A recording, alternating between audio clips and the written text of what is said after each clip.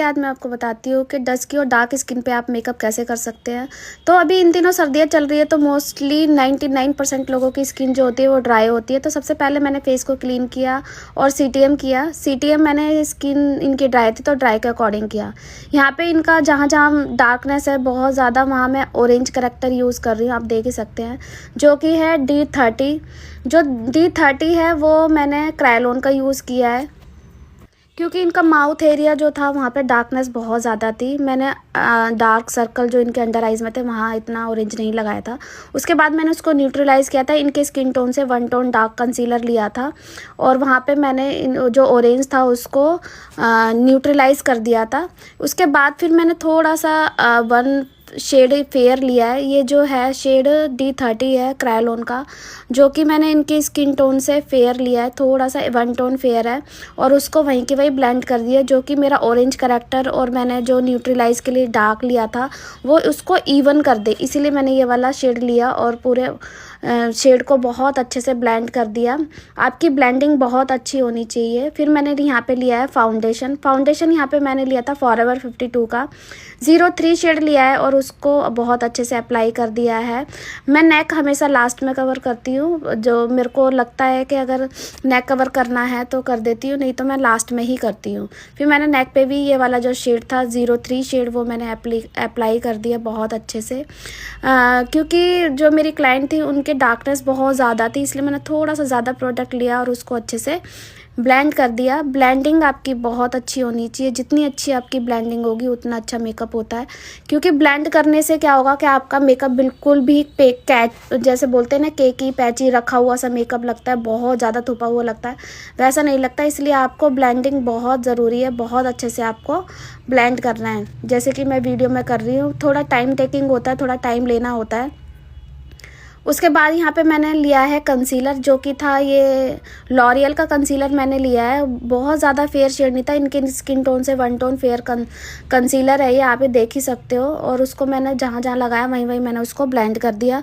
और ये जो शेड है वो बहुत अच्छा शेड है, ये 0308 शेड है लॉरियल का और बहुत अच्छा है। फिर अंडर आइज़ में मैंने पहले ब्लेंड किया, क्योंकि लाइंस क्रिएट होती है, लाइंस को पहले ब्लेंड करो फिर उसके बाद मैंने पाउडर सेट किया। पाउडर मैंने यहाँ पे बनाना पाउडर यूज़ किया था, क्योंकि जो कि मेरी क्लाइंट थी वो डस्ट की स्किन थी, डार्क स्किन की थी, तो मैंने बनाना पाउडर यूज़ किया था। उसके बाद मैंने कॉन्टोर यूज़ किया, जो कि था करेक्टर कॉस्मेटिक का, आप ले सकते हो, बहुत अच्छी पैलेट है। आप सिंगल शेड भी आते हैं मार्केट में, तो आप सिंगल शेड भी ले सकते हो। उसके बाद फिर मैंने नोज़ कंटोर दिया। मैंने इनको क्रीम कंटोर नहीं दिया, क्योंकि क्रीम कंटोर बहुत टाइम टेकिंग होता है और उस दिन मेरे पास बहुत सारे मेकअप थे, तो मैं जिस दिन मैं थोड़ा कम मेकअप होते हैं या 1-2 ही लोग होते हैं तो मैं क्रीम कंटोर देती हूँ, क्रीम ब्लश देती हूँ। लेकिन अगर मेरे पास क्लाइंट बहुत ज़्यादा होते हैं तो वो मैं अवॉइड करती हूँ। मैं क्रीम प्रोडक्ट यूज़ नहीं करती, ना ही ब्लश यूज़ करती और ना ही मैं कंटोर यूज़ करती, मैं डायरेक्ट पाउडर यूज़ करती हूँ। फिर क्योंकि उसको ब्लेंड करने में बहुत ज़्यादा टाइम टेकिंग है, वो बहुत ज़्यादा टाइम लगता है, इस वजह से मैं क्लाइंट के अकॉर्डिंग काम करती हूँ। अगर मेरे पास बहुत ज़्यादा क्लाइंट होते हैं तब मैं क्रीम कंटोर अवॉइड करती हूँ, मैं ब्लश, और अगर मेरे पास 1-2 ही क्लाइंट होते हैं तो मैं उनको लगाती हूँ वो चीज़, क्रीम भी लगाती हूँ और क्रीम ब्लश भी लगाती हूँ, क्रीम कंटोर भी लगाती हूँ। उसके बाद फिर मैंने इनका आई मेकअप शुरू कर दिया था। आई मेकअप आप देख ही सकते हैं, मैं इनकी ड्रेस के अकॉर्डिंग इनको आई मेकअप नहीं दिया था, क्योंकि इनकी जो ड्रेस थी वो ब्लू थी, तो वो कह रही थी कि मुझे ब्लू नहीं चाहिए अपनी आईज़ पे। तो फिर मैंने उनको उनके जो ड्रेस में सिल्वर शेड था तो उसके अकॉर्डिंग फिर मैंने का मेकअप दिया। तो उन्होंने बोला ठीक है आप इस तरीके का कर दो, आगे सिल्वर कर दो और पीछे से ब्राउन और ब्लैक का स्मोकी आप इफ़ेक्ट कर देना। तो मैंने कहा ठीक है। तो फिर मैंने अपनी क्लाइंट के पसंद से इनका मेकअप किया और आई मेकअप इनको बहुत पसंद आया था बाद में। तो आप देख ही सकते हो आई मेकअप, तो मैंने ब्लू नहीं दिया था, बिल्कुल भी नहीं दिया। तो मैं चाहती, तो मैं सोच भी रही थी कि मैं इनके लाइनर लगा दूँ ब्लू, लेकिन वो भी मुझे अच्छा नहीं लग रहा था। I mean, मैं सोच रही थी कि कहीं अलग ना चला जाए, इस वजह से मैंने ब्लू लाइनर भी नहीं दिया इनको। मैंने सीधे ब्लैक लाइनर लगाया, जो कि था मेबलिन का लाइनर बहुत अच्छा है, आप इसको यूज़ कर सकते हो।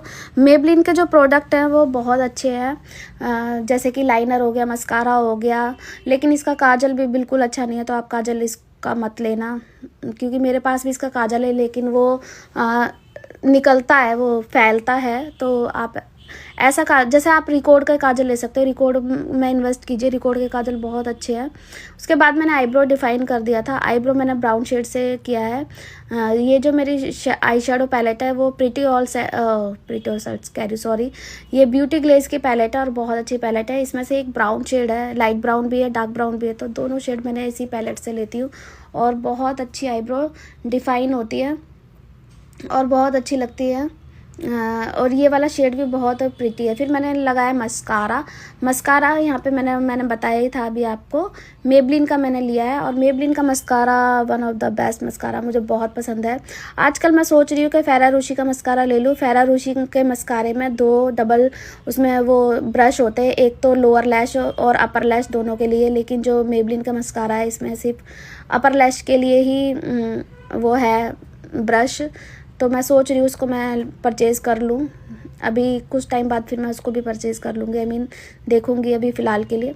तो यहाँ पे फिर मैंने लिया है स्विस ब्यूटी का काजल है। ये स्विस ब्यूटी का काजल ये है मॉव ग्रीन शेड है और ये वाइट काजल का इफ़ेक्ट देता है और बहुत प्रिटी लगता है, बहुत सुंदर लगता है। फिर मैंने यहाँ पे लिया है मेरा फेवरेट होजो हाइलाइटर। तो आप देख सकते हो आई मेकअप मैंने कट क्रीज का लुक दिया इनको और मेरी क्लाइंट को तो बहुत पसंद आया था। कट क्रीज और smoky eyes with eye liner जो कि था विंग लाइनर। उसके बाद फिर मैंने हाइलाइटर इनके नोज़ पे भी थोड़ा सा टच कर दिया था, उससे क्या होता है नोज़ एक शाइनी शाइनी से लगते तो बहुत ब्यूटीफुल लगती है। फिर मैंने लिया है यहाँ पे लिप शेड की पैलेट है, ये जो है स्विस ब्यूटी की पैलेट है ये। इसमें से मैं ब्राउन शेड ले रही हूँ आउटलाइन करने के लिए। और जो मेरी ये क्लाइंट है इनको डार्क शेड चाहिए था लिप्स पे। देखो लिपस्टिक है ना, लाइट भी लगाई जाती है डार्क भी लगाई जाती है, लेकिन कॉम्प्लेक्शन के आप हिसाब से आप लगाओ। जो मेरी क्लाइंट था इनका जो कॉम्प्लेक्शन था मैंने बता ही दिया, मीडियम टू डार्क में था, डस्की स्किन था इनका। और डार्क स्किन पे आप अगर लाइटर शेड लगाओगे तो वो बिल्कुल भी अच्छे नहीं लगते, वो बहुत अलग सा दिखता है। तो इस वजह से अगर आपके पास डार्क स्किन टोन के क्लाइंट आते हैं तो आप उनको डार्क लिपस्टिक ही लगाएं, लाइट लिपस्टिक ना लगाएं, तो वो बिल्कुल भी उन पर सूट नहीं करती। लाइट लिपस्टिक बहुत अजीब सी लगती है। तो मैं ज़्यादातर मेरे पास अगर डार्क स्किन के क्लाइंट आते हैं तो मैं डार्क लिपस्टिक ही लगाती हूँ, उनको लाइट नहीं देती। और आपका काम भी है, अगर आप एक मेकअप आर्टिस्ट हो तो आपको उनको सजेस्ट करना चाहिए। कई क्लाइंट बोलते हैं हमें लाइट लगा दो, लेकिन अगर हम उनको थोड़ा समझाते हैं क्लाइंट को कि अगर आपकी डार्क स्किन है तो आप थोड़ा डार्क शेड लो, तो वो मान जाता है। ऐसा नहीं है कि कोई बोलता है नहीं नहीं ऐसा नहीं है कि आप नहीं मेरी लाइट ही लगाओ। तो मेरी क्लाइंट को तो बोल के इन्होंने लगवाई थी कि मुझे मरून शेड चाहिए। और ये है इनका हेयर स्टाइल, ये इनकी एसेसरी वगैरह हमने पूरा कंप्लीट कर दिया था। तो देख सकते हैं इनका शाइनिंग ग्लोइंग मेकअप देख के बहुत खुश हो गई थी। कह रही फर्स्ट टाइम मैंने ऐसा मेकअप करवाया है अपनी शादी के बाद, तो मेरी क्लाइंट बहुत हैप्पी थी। और ये इनकी चोटी आप देख सकते हो, पोनी बहुत अच्छी लग रही थी। ये पूरा आर्टिफिशियल हेयर है। ये मेरी स्टूडेंट है, इन्होंने इनका हेयर स्टाइल बनाया था। तो ये है इनका बिफोर लुक, आप देख सकते हैं। बिफोर में इनके बहुत ज़्यादा अब माउथ एरिया बहुत ज़्यादा डार्क था। और ये इनका हेयर स्टाइल है जो कि मेरे स्टूडेंट ने बनाया था। और ये है इनका फाइनल लुक। तो आप बिफोर देख चुके हैं और ये है इनका फाइनल लुक। ये